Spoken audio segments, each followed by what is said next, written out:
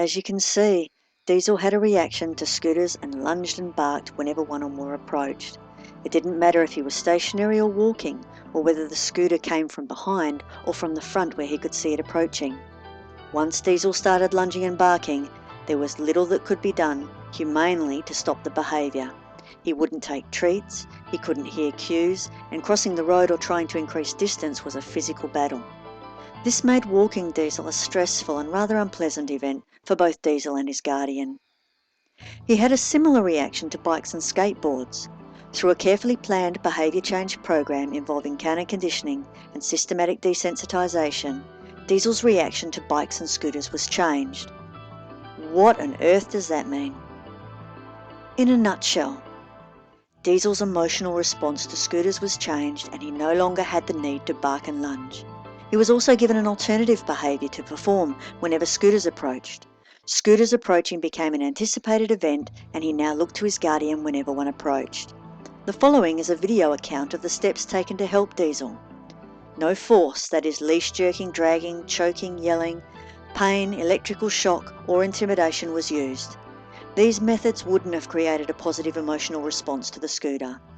Worse still, they risk creating a very negative response, including one towards the handler. This does little to increase the bond between the guardian and the dog. Diesel's reaction was carefully assessed for exactly when the barking and lunging occurred. The distance he could tolerate the scooter without causing lunging or barking was noted. This was only done once to get the baseline for the procedure. To be effective, it is best not to let the dog practice the behaviour of concern, so we made sure not to put him in a situation where he would lunge and bark for the rest of the procedure, even during normal walks. Every time the scooter started moving, he was engaged in something he enjoyed a lot, in this case getting food. When the scooter wasn't coming, no food was presented.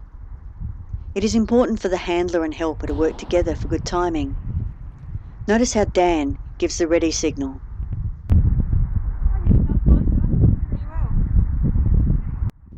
She's also letting me know that Diesel is coping well, and I can bring the scooter closer.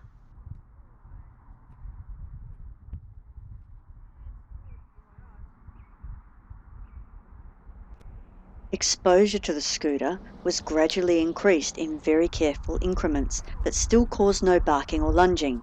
That is, distance was slowly being decreased until the scooter could ride right past without a reaction.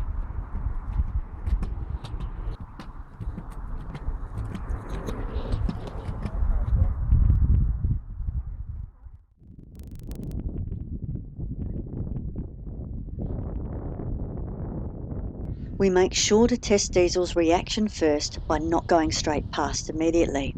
This is to check his progress has been maintained and being careful not to provoke any barking or lunging.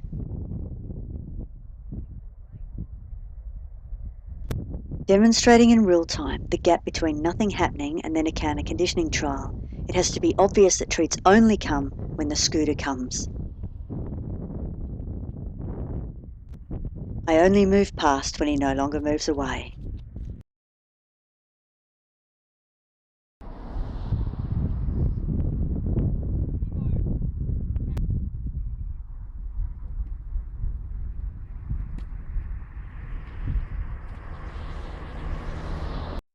Two bikes are approaching. Diesel has lunged and barked at bikes in the past. Because he has done lots of work getting used to bikes, is relaxed, and has successfully ignored bikes recently, his guardian makes the decision to stay, with good results. If ever in doubt, Remove your dog before a reaction occurs.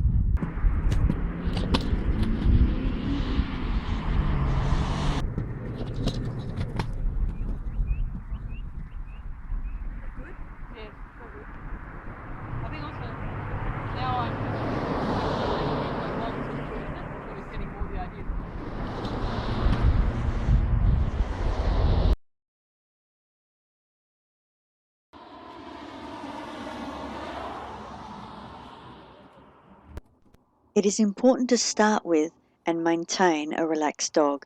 Learning dog body language is essential to recognise when a dog is relaxed and when he indicates signs of stress. Diesel was taking treats with a harder mouth than usual, so I chose to run past with the scooter rather than change direction at this time.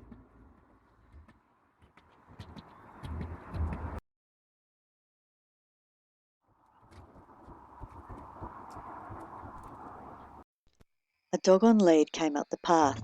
Diesel was moved away. Although he is safe, under control, and 4 metres away, he still barks, which is arousal we don't want. Next time, he will be removed to inside the house, no matter who or what is coming down the path.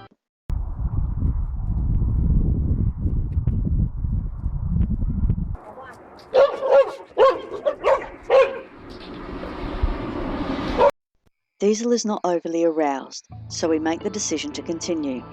If he was too agitated or worked up, the session would have been over until Diesel was completely relaxed. It is very important to start with and keep a very relaxed dog for this to be effective.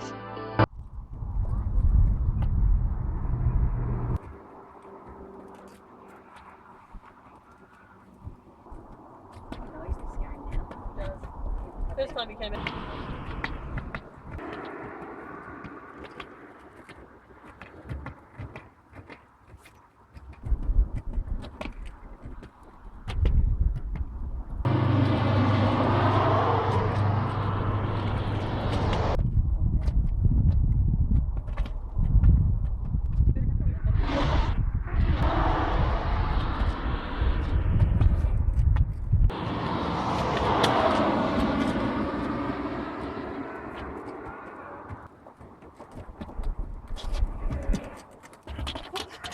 You okay? Yeah. Good boy. Boy, excellent.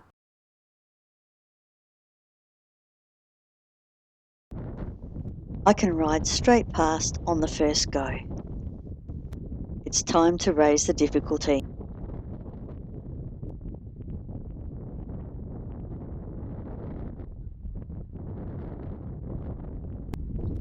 I'm approaching from the front so Diesel can see me coming.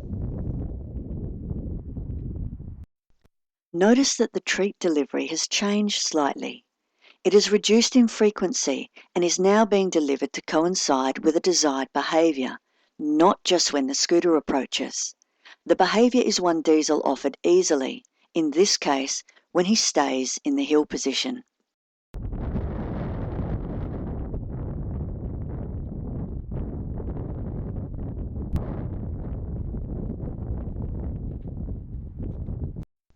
Diesel's guardian was curious to see how Diesel would react if the frequency of treats was further reduced. Is he just distracted by rapid-fire food presentation, or really getting more comfortable?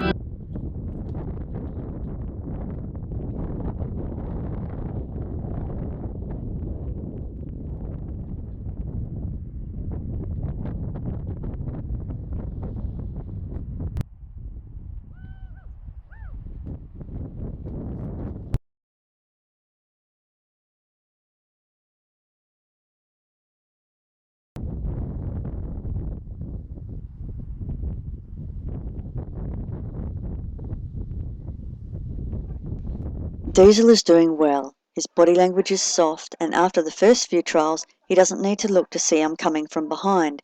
He knows I'm there, and is looking expectantly at his guardian because the scooter means good stuff is going to happen.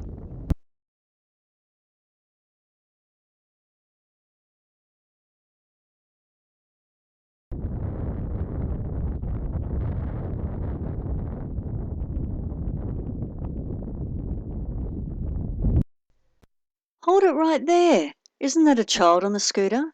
Doesn't Diesel react a little around children, especially when they move fast? What are we doing? We are trying to replicate what will happen in the real world on normal walks. It's usually children who ride scooters, so Diesel's reaction to a strange child on a scooter is being carefully assessed. That's why Holly doesn't ride past straight away. We can also control what happens so that Holly only moves in a way that doesn't cause Diesel any concern. Diesel is doing fine, so we start to gradually increase criteria, that is, getting closer, always watching Diesel's reaction as we go. When relying on others, especially children, it's wise to be very clear on what is expected. This is where the orange cones came in handy, to indicate start and stop points.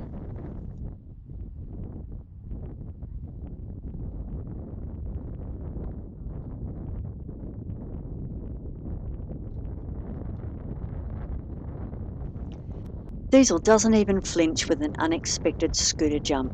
We can start moving on and get him walking now. Alright, Dan starts walking. Wait, Holly. Okay, Holly starts.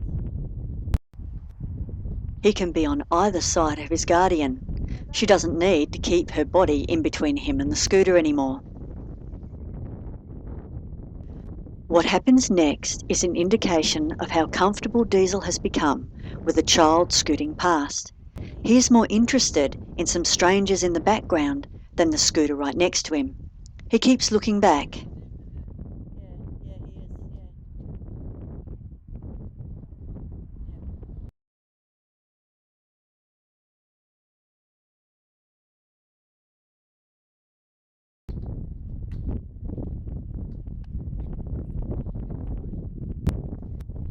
We are able to test his reaction to the different criteria very quickly now. Since scooters often travel in packs, we want to make sure Diesel is okay with 2 scooters.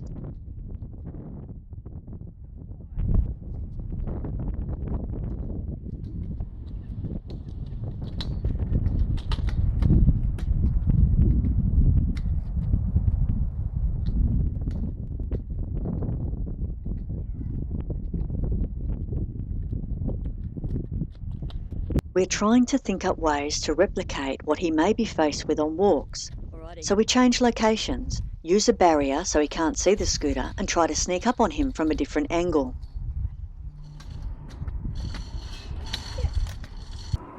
Finally, we try outside his home. We know historically he reacts to a lot of things here. Can he be fazed? Nope.